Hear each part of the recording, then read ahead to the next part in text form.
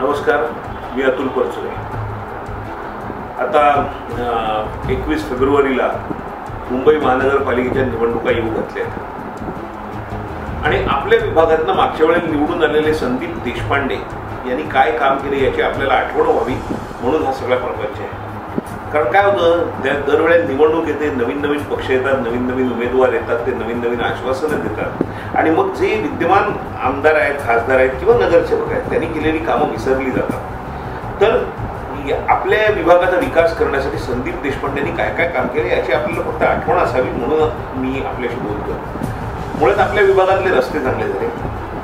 आपण कधीही टीव्ही लावला तर मनसेच्या वतीने नागरिकांचे प्रश्न मांडायला हिरिरींनी संदीप देशपांडे आपल्याला नेहमी टीव्हीवर दिसतात। त्यांना आपल्या विभागातल्या प्रश्नांची पूर्णपणे कल्पना आहे आणि ते सोडवण्यासाठी त्यांनी जीवाचा आटोकाट प्रयत्न केलेला आहे हे मी स्वतः पाहिलेलं आहे।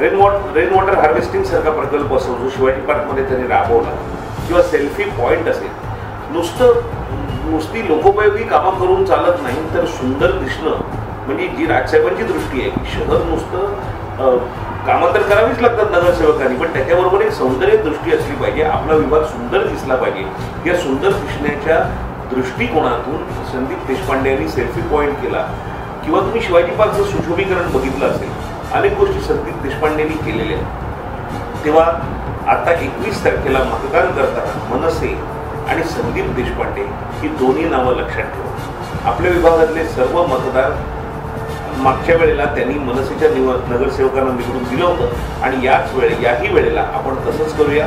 मनसेचे नगरसेवक जास्तीत जास्त मतांनी निवडून आणूया आणि राजसाहेबांचं स्वप्न साकार करूया। मुंबई सुंदर स्वच्छ अशी करूया। धन्यवाद।